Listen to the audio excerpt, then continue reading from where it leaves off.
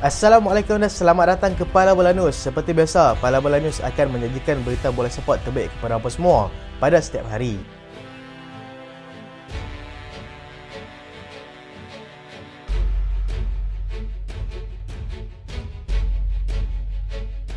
Kita mulakan dengan keputusan perlawanan Liga Perdana Inggeris. Newcastle berjaya bangkit untuk tewaskan pasukan West Ham United dengan jaringan 4-3. Bernama tundukkan pasukan Everton 2-1. Chelsea seri 2 sama dengan pasukan Burnley.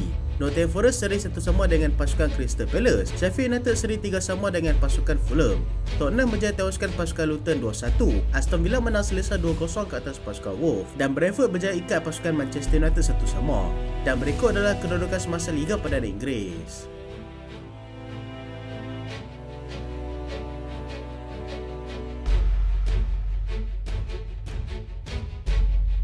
Brentford halang Manchester United untuk kutip 3 mata penuh. Manchester United gagal mengekalkan defisit 1 gol semasa berkunjung ke Gillette Community Stadium untuk bertemu dengan Brentford pada awal pagi tadi. Kedua pasukan beraksi dengan baik dengan masing-masing membalas serangan, namun kedua pasukan terus buntu untuk menjadikan gol. Pengadil perlawanan kemudiannya memberikan masa tambahan sebanyak 9 minit selepas berlakunya insiden pelanggaran di antara Dalot dan juga Mope di penghujung masa sebenar perlawanan. Ivan Toney hampir meletakkan tuan rumah di depan pada minit ke-72 tetapi dihalang oleh VAR yang mengesan kedudukan offside. Ketika perlawanan kelihatan seperti mahu berakhir dengan keputusan seri, Manchester United kemudiannya berjaya memecahkan kebutuhan menerusi pemain gantian mereka iaitu Mason Mount yang melakukan pelesan cantik untuk meneruskan Mark Flecken pada minit ke-96.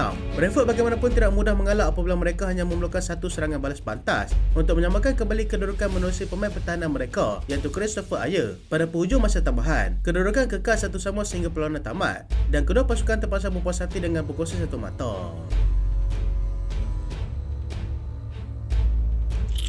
Chelsea teruskan prestasi tidak konsisten mereka.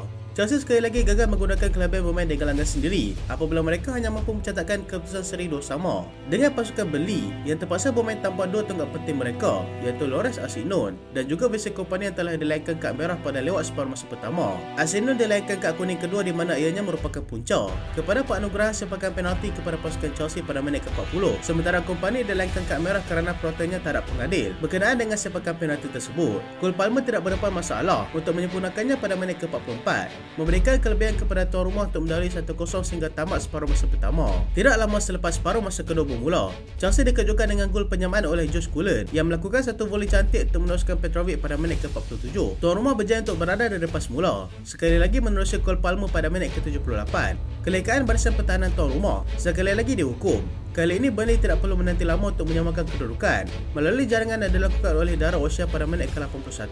Chelsea kini mengumpul 40 mata dan berada di kedudukan ke-11, manakala pasukan Burnley terus bergelut di kelompok 3 pasukan terbawah tetapi masih lagi berpeluang untuk keluar daripada zon penyingkiran.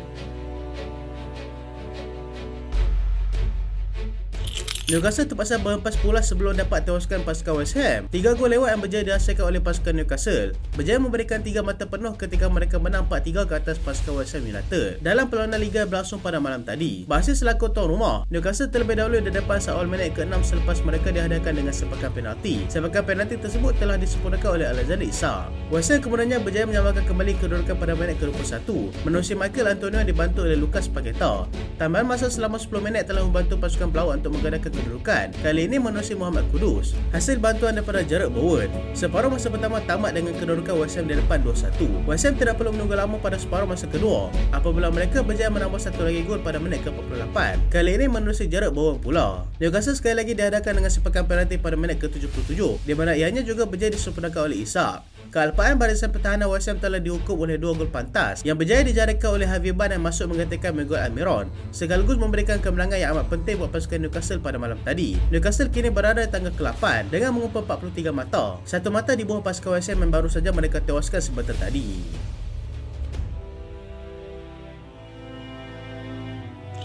Tottenham bangkit untuk tewaskan pasukan Luton.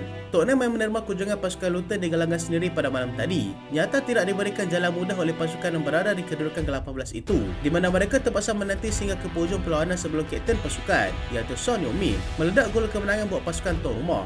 Luton mengejutkan pasukan Spurs dengan gol yang dijaringkan oleh Tahith Chong seawal minit ketiga dan ia begitu hampir untuk menjadi pemusnah kepada mereka. Spurs terus buntu untuk menebusi barisan pertahanan pasukan Luton yang kental menyerang setiap tekanan yang diberikan. Spurs akhirnya berjaya memecahkan kebutuhan menerusi kesilapan Issa Kabore yang tetapan bola ke gawang sendiri pada minit ke-51.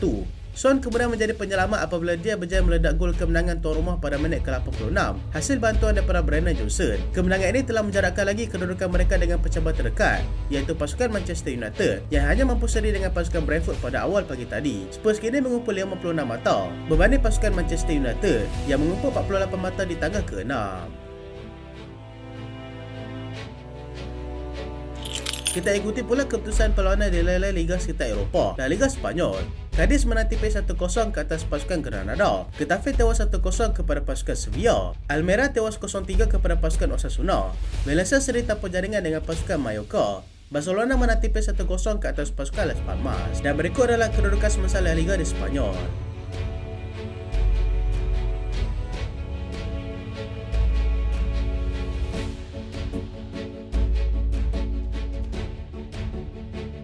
Serie A Itali, Napoli tewas 0-3 kepada pasukan Atalanta.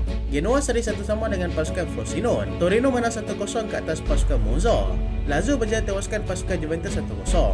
Fiorentina tewas 1-2 kepada pasukan AC Milan. Dan berikut adalah kedudukan semasa Serie A Itali.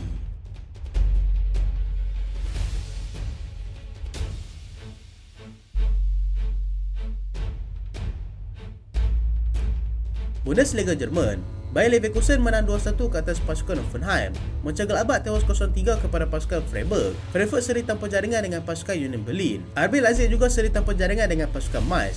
Werder Bremen tewas 2-0 kepada pasukan Wolfsburg. Bayern Munich tewas 0-2 kepada pasukan Borussia Dortmund. Dan berikut adalah kedudukan semasa Bundesliga di Jerman.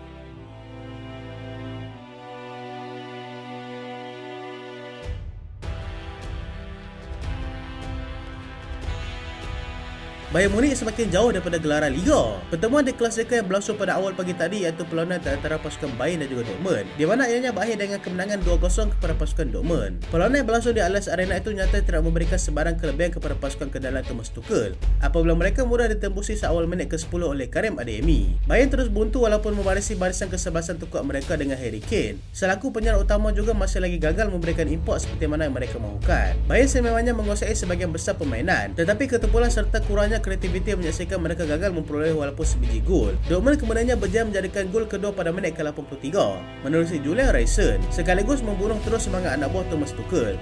Bayern kini mengumpul 60 mata, beza 13 mata dengan pasukan Bayer Leverkusen yang masih belum tewas sehingga kini.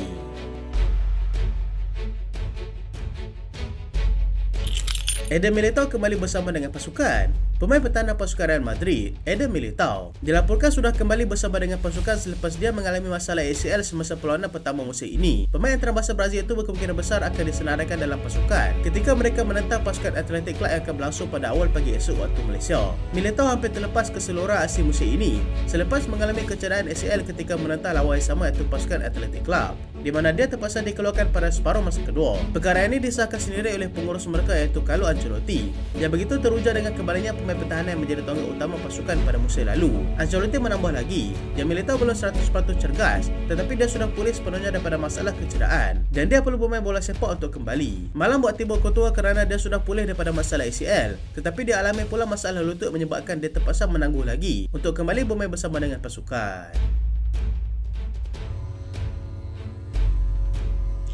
Kita ke perkembangan terkini jendela perpindahan pemain. Manchester United mahukan Theo Hernandez. Manchester United dilaporkan sedang melakukan persiapan untuk cuba mendapatkan pemain left back pasukan AC Milan iaitu Theo Hernandez. United menjadikan Hernandez sebagai pilihan alternatif mereka sekiranya mereka tidak berjaya untuk mendapatkan pilihan utama mereka iaitu Alphonso Davies.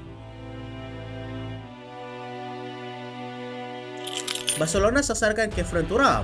Barcelona menyasarkan tumpuan mereka untuk cuba membawa masuk pemain pasukan Nice iaitu Kefren Turam yang berkemungkinan besar bernilai lebih murah daripada sasaran mereka sebelum ini iaitu Amadou Onana. Pemain Perancis itu dikatakan bernilai sekitar 30 juta pound.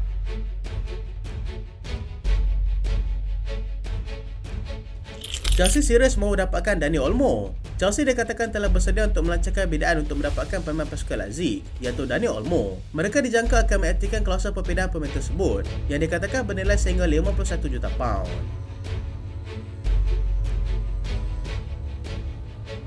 Liverpool tambah senarai calon pengganti Mohamed Salah. Liverpool dikatakan sedang melakukan persiapan awal sekiranya Mohamed Salah tidak lagi bersama dengan mereka nanti. Liverpool menambahkan nama seorang lagi pemain Mesir iaitu Omar Marmoush yang berusia 25 tahun sebagai antara calon pengganti pemain sayap mereka itu.